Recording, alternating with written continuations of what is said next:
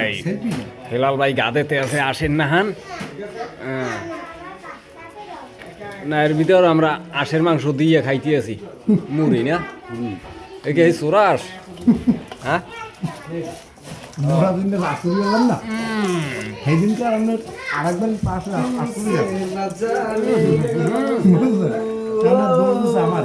এই আমার ঘরের দোষ ধীরে ধীরে খাই আর পড়বে না যায় না টাহার জিনিস নির্মাণ করতে ঠিক না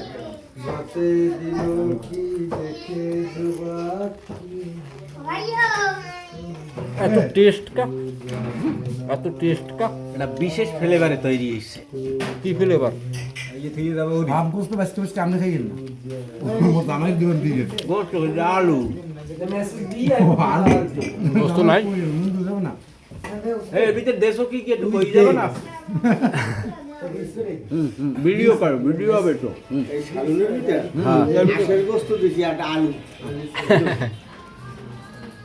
তোর পশু খোলা পাইলাম না